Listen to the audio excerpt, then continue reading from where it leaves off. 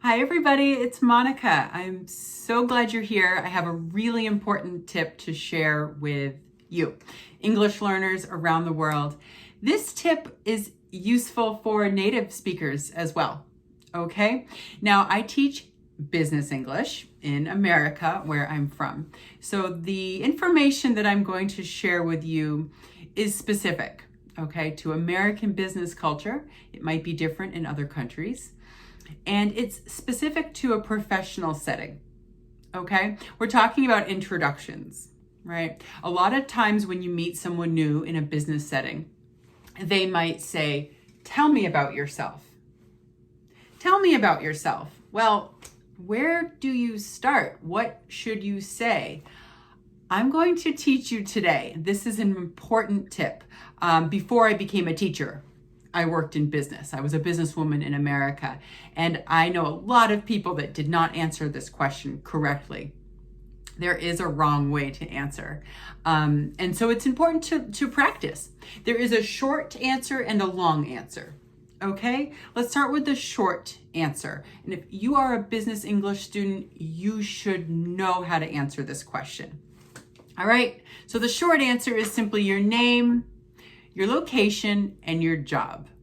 All right, so this question this statement might be asked of you at an interview, for example, but you might also be asked when you're meeting new colleagues or business associates at a meeting or a convention, or you're on a business trip. There's a lot of situations where you need to explain something about yourself, but you want to keep it professional. Stay to the end of the video and I'll tell you what not to say. Okay, so the short answer is your name, your location, and your job. For example, hi, my name is Monica. I'm from Boston and I'm an English teacher. Okay, now sometimes we add the name of the company we work for. That's helpful in some situations. So hi, my name's Monica. I'm from Boston. I'm an English teacher at my online business called American English with Monica.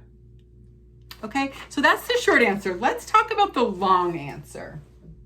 A few more details to know for that one.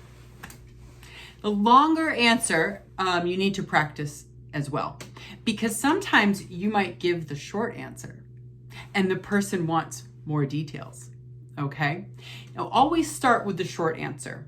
This should be about 10 seconds. It should not be a long answer. The longer answer, if the person asks for more details, or you're on a job interview and you clearly need to give some more information, the long answer should be no more than 1 minute. Yeah.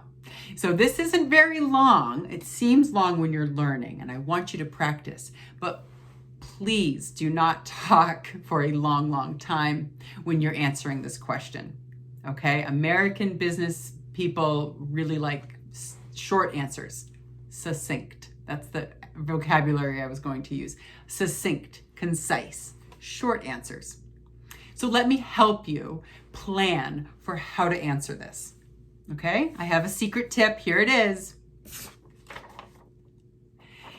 When someone asks you more about you, they want some information about you, they might say, "Tell me about yourself." Where do you start? Well, my tip is to start in the past. Give them 1 or 2 sentences about your past, about your career, 1 or 2 sentences about the present, your current job, and possibly 1 or 2 sentences about the future. Now, I put this in parentheses. It's optional. You don't always need to say something about the future. On a job interview, you certainly would. You might talk about a goal or in that industry, or why you want a career at that company. So that would be a good place to add the future at a job interview. But when you're meeting someone, a business colleague or a business associate, the past and present is sufficient.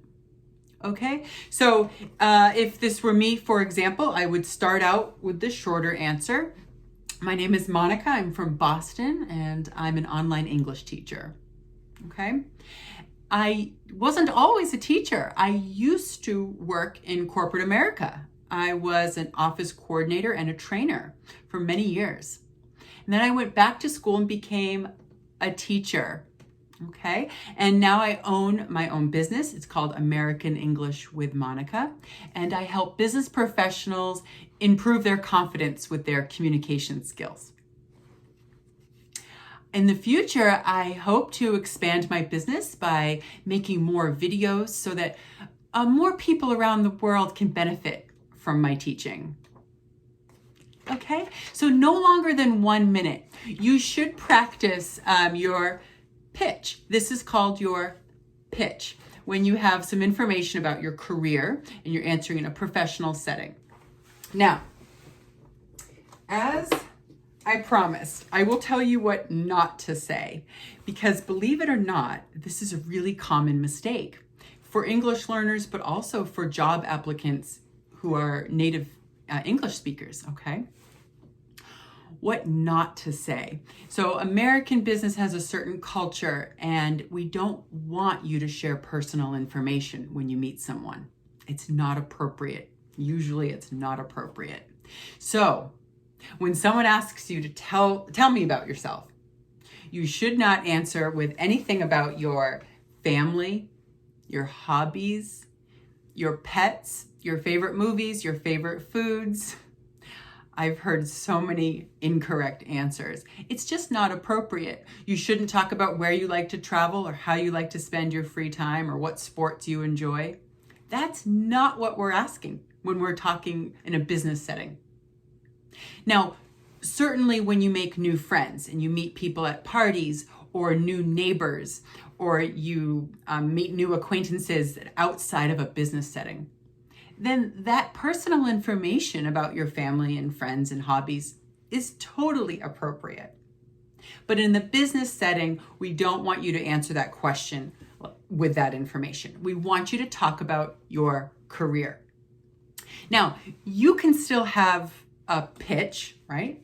Your personal pitch, even if you don't have a job. You might be a student, and it's the same information, but you would talk about the area that you're studying, right? What career you hope to go into after your degree.